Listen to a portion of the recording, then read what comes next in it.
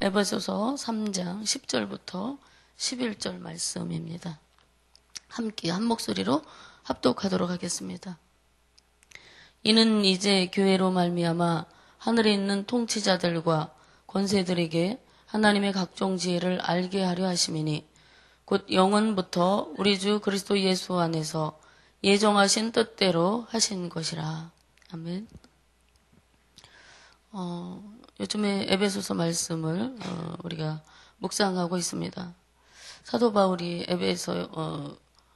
로마 감옥에서 에베소서를 에베소의 교회에 있는 성도들에게 서신서로 발송하면서 그들의 신앙에 대한 권면들을 해주고 있는 말씀이 바로 에베소서 말씀인데 1장에서는 하나님의 구원에 대한 경륜을 설명하고 있고 2장에서는 하나님께서 그 계획을 성취하기 위해서 무엇을 하셨는가, 그리고 3장에서는 특히 구원의 사역과 교회와의 관계에 대해서 설명을 하고 있습니다.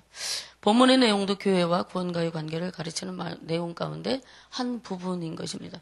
바울은 하나님의 교회가 담당해야 될 사역이 어떤 것인가, 그리고 하나님의 교회 성도가 받은 구원의 은혜가 얼마나 값진 것인가라는 것을 우리에게 말씀하고 있습니다. 구원은 영원 전부터 예정된 것이다 라고 이렇게 사도 바울은 이야기합니다. 여기에서 영원이라는 말은 우리가 문자적으로 볼 때에 시간이 시작되기 이전의 시대를 가리키는 것이 틀림이 없지만은 이 본문에서 말하는 내용상으로 볼 때는 하나님의 구속 사역의 깊이와 신중성에 대해서 우리에게 시사하고 있는 것을 볼 수가 있어요. 뜻이라는 말은 헬라어 원어에서는 신중한 계획, 그리고 구상, 그것을 의미합니다. 이처럼 이 구절은 하나님의 구원의 계획이 단순하게 오래전에 시작되었다는 것을 말할 뿐만 아니라 그 사역이, 이 구원의 계획과 사역이 신중하고도 의미 있게 진행되어 왔다라는 것을 말씀하고 있는 거예요. 사실 하나님의 구원을 받은 자들은 이미 오래전에 택하심을 받고 하나님의 섭리 가운데에 우리의 어떤 그런 하나님이 주어진 삶을 살다가 구원받는다라는 것이 성경의 가르침입니다. 사도행전 13장 48절에 보면은 이방인들이 듣고 기뻐하여 하나님의 말씀을 찬송하며 영생을 주시기로 작정된 자는 다 믿더라, 이렇게 기록되어 있습니다. 에베소서에는 예정이라는 말씀이 여러 번 나와요. 예정되었다, 예정하신 뜻대로, 이렇게 반복적으로 예정에 대해서 말씀하고 있습니다. 그래서 장로교에서는 예정론을 이야기합니다. 그런데 어느 누구나 이렇게 에베소서에는 예정이라는 말씀 여러 번 나오는데 사람은 누구나 어느 누가 이러한 예정의 대상인지 알 수 없습니다. 하나님은 당신께서 택한 자를 아시기 때문에 그를 보호하시고 인도하시고 구원에 이르게 하십니다. 따라서 지금 성도들에게 주어진 구원의 은혜는 결코 일시적이거나 그냥 우연히 우발적으로 주어진 것이 아니라는 사실을 우리는 확신하고 믿음 가운데 거해야 되는 것입니다. 하나님은 모든 자들이 구원에 이르기를 위해서 예수 그리스도를 이 땅에 보내셔서 구원의 계획을 성취하셨습니다. 그 구원의 계획은 하나님께서 창세전에 만세전부터 사람들을 위해서 예정하신 뜻이라는 것이죠. 야곱이나 다윗을 인도하셔서 하나님의 뜻을 성취하셨던 그 여호와 하나님께서 성도들 각자에게도 동일하게 역사하셨습니다. 우리는 스스로가 받은 구원의 은혜에 감사할 수 있어야 합니다. 전능하신 하나님의 자녀로 사는 자부심과 긍지를 가지고 살아야 하는 것입니다. 성도님들, 내가 구원받았고 이 놀라운 구원의 계획 가운데에 하나님이 나에게 구원의 역사를 베풀어 주셨다는 사실이 어떤 마음으로 지금 받아들이시고 그렇게 살아가고 있습니다. 정말로 자부심과 긍지를 갖고 살아가고 계시나요? 정말로 하나님 나를 구원하셨다, 내가 하나님의 딸이요 아들이다, 나에게는 천국에 대한 소망이 있고 천국의 시민으로 나는 살아가는 자다라는 자부심과 긍지를 가질 수 있기를 축복해 드립니다. 하나님의 깊은 뜻과 영원 전부터의 돌보심을 통해서 우리가 구원받았다는 것을 명심한다면 우리는 분명히 세상의 풍조를 따라 살던 옛사람의 행동들을 되풀이하거나 우리 마음에 좋은 대로만 살 수 없게 되는 것입니다. 늘 하나님이 나에게 베풀어진 구원 때문에 감사하고 감격하고 그래서 하나님의 뜻대로 살기 위해서 애쓰고 그렇게 말씀의 수고를 아끼지 않고 살아갈 수 있게 되는 것입니다. 구원의 계시는 이 영원전부터 예정하신 구원의 계시는 교회를 통해 나타나셨습니다. 구약시대나 신약시대를 불문하고요. 하나님의 역사적인 개입은 항상 있었습니다. 그래서 사람들은 역사적인 상황을 통해서 하나님의 임재와 간섭하시는 것을 느꼈습니다. 그리고 지금 현재도 우리는 하나님의 간섭과 통치를 느끼고 살아가야 하는 것입니다. 그러나 구원사역에 관해서는 성도가 아닌 자들은 결코 하나님의 이 깊으시고 오묘하신 섭리를 깨닫지 못해요. 오직 성도만이 스스로 자신의 내면의 변화와 하나님의 능력을 통해 주님의 구원의 은혜를 느끼고 감사할 수 있다는 사실이에요. 구원받은 자는 자기 자신이 어떻게 그러한 변화들을 느끼지 못하고 구원의 감격을 느끼지 못하고 그리고 하나님의 능력을 통해서 내가 구원받았다는 사실을 그 사람들은 전혀 이해하지 못하고 느낄 수가 없는 것이에요. 이처럼 어느 면에서 성도들은 하나님의 특별한 사랑을 입은 사람들이라고 말할 수 있을 것입니다. 그런 사람들이 모인 교회는 이 교회라는 공동체는 이런 측면에서 하나님과 세상 사람들에 대하여 의무를 지니고 있다고 말할 수가 있습니다. 즉 하나님께 대해서는 그분의 특별한 은혜를 입은 사람답게 살아야 됩니다.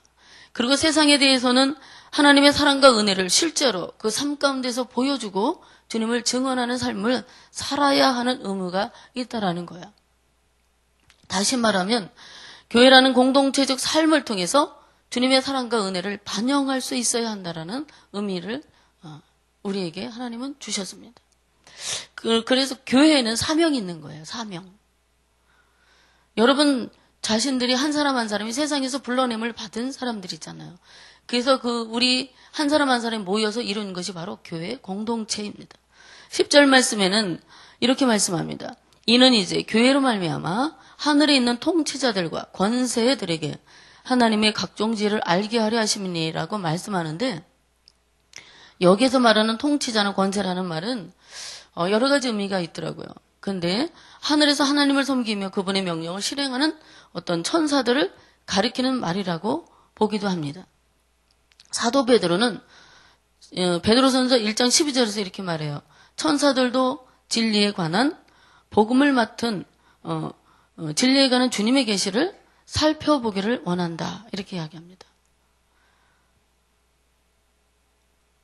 그렇기 때문에 주님의 복음을 맡은 교회와 사역자들은 기이한 사명을 지니고 있는 거예요. 교회는 하나의 거울이에요. 그래서 교회가 행하는 모든 일을 통해서 세상의 사람들이 하나님을 알게 되는 거고 그리고 하늘에 있는 권세들, 천사들은 우리를 통해서 하나님의 영광을 보게 되는 것입니다. 그러므로 교회가 지는 사명은 매우 막중하다고 말할 수가 있습니다.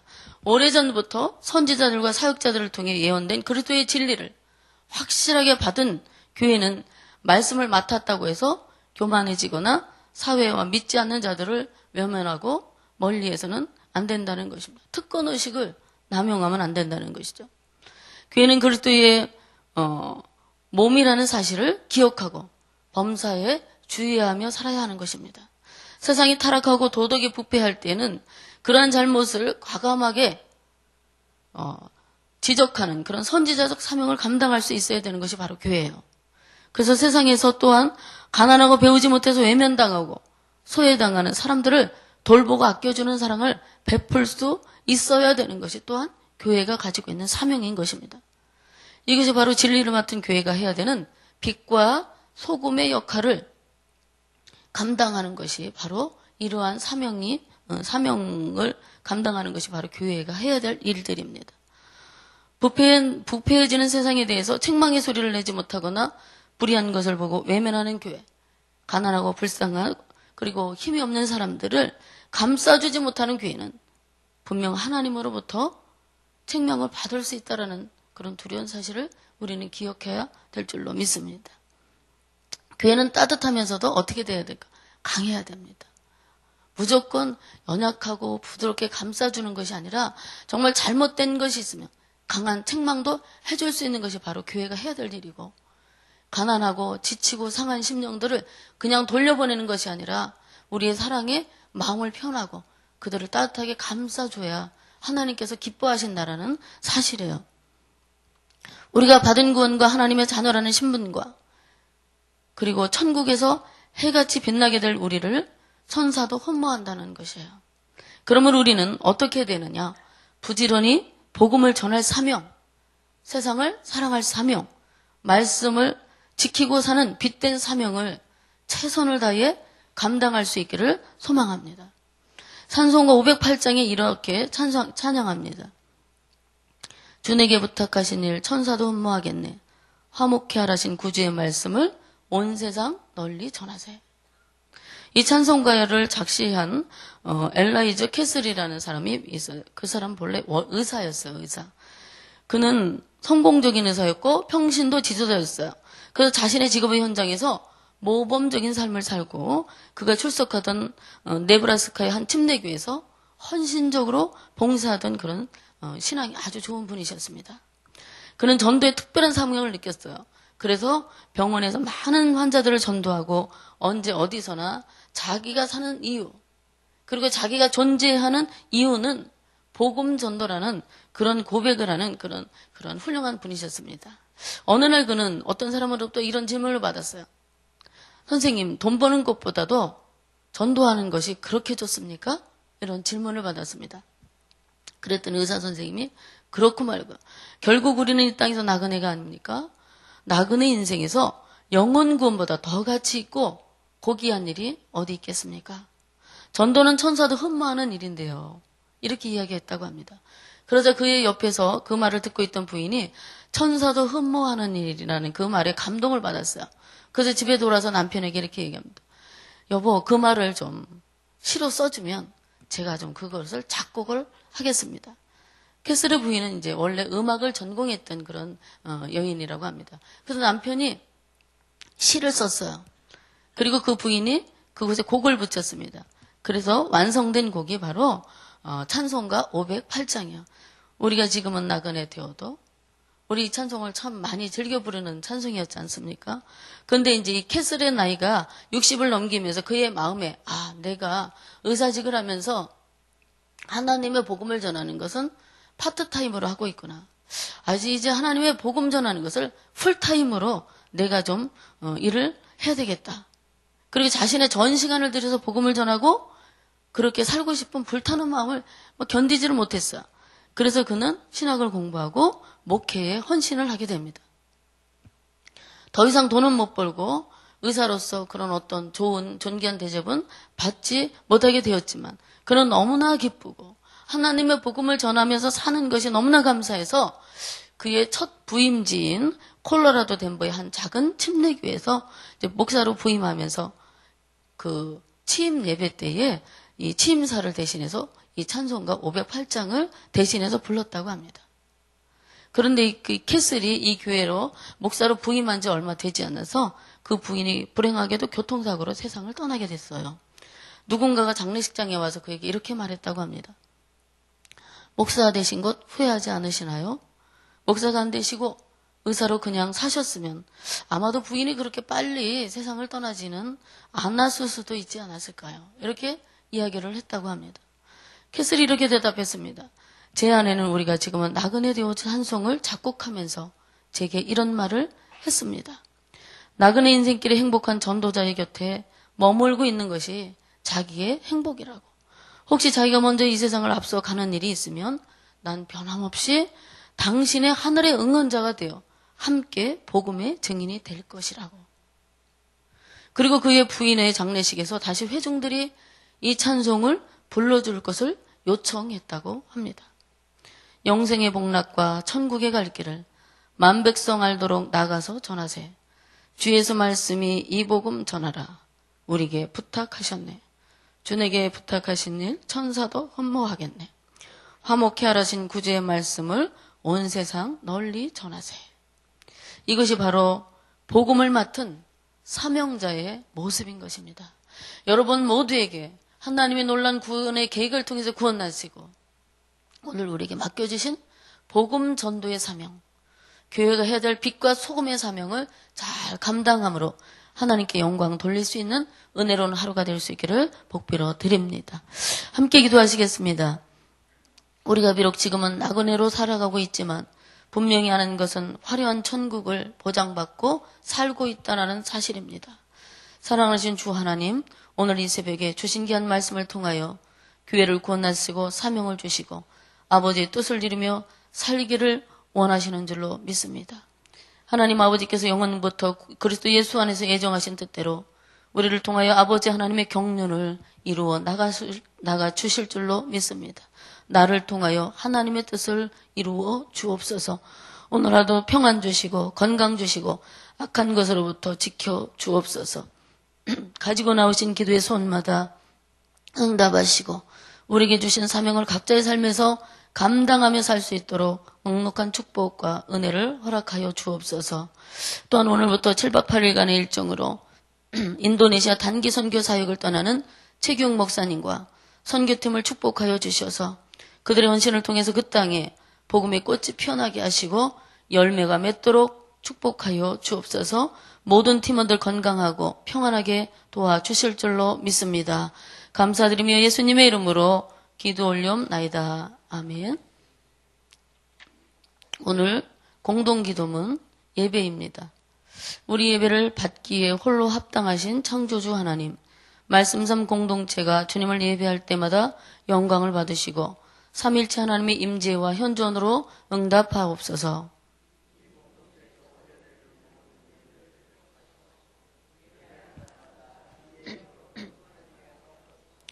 주님이 찾으시는 예배자들이 훈련되어 일어나게 하옵소서. 교회에 함께 모여 우러르는 공예배의 거룩한 감동을 세상에 흩어져 섬기고 나누는 삶의 예배로 살게 하옵소서. 아멘. 주기도문 하시겠습니다. 하늘에 계신 우리 아버지의 이름을 거룩하게 하시며 아버지의 나라가 오게 하시며 아버지의 뜻이 하늘에서와 같이 땅에서도 이루어지게 하소서. 오늘 우리에게 일용할 양식을 주시고 우리가 우리에게 잘못한 사람을 용서하여 준 것 같이 우리 죄를 용서하여 주시고 우리를 시험에 빠지지 않게 하시고 악에서 구하소서. 나라와 권능과 영광이 영원히 아버지의 것입니다. 아멘. 지금 들은 말씀이 내 삶으로 이어지게 하옵소서.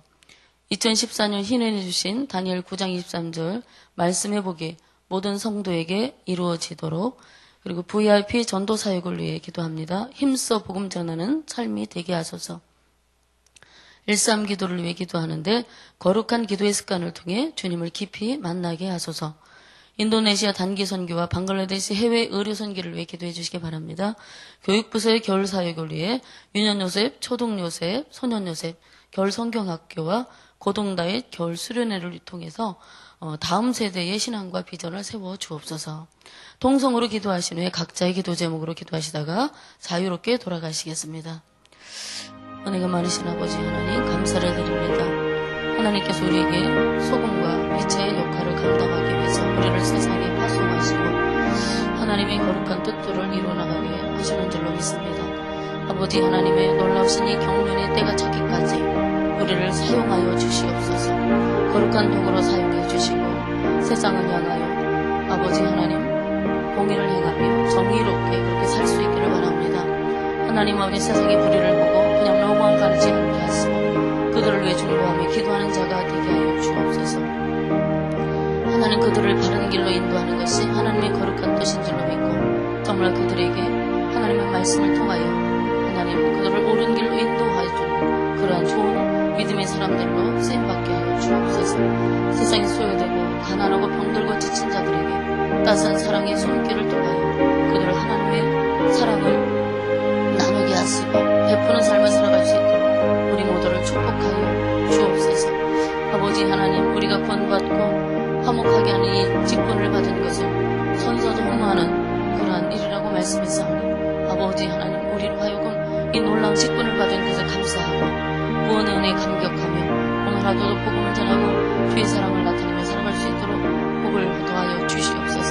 사랑 많으신 아버지 하나님 2014년에 주신 다니엘 9장 23절 말씀처럼 은총을 받은 자답게 살게 하시고 또한 하나님의 말씀에 순종하고 주님의 뜻을 이루므로 은총을 받으며 살아갈 수 있도록 축복하여 주옵소서.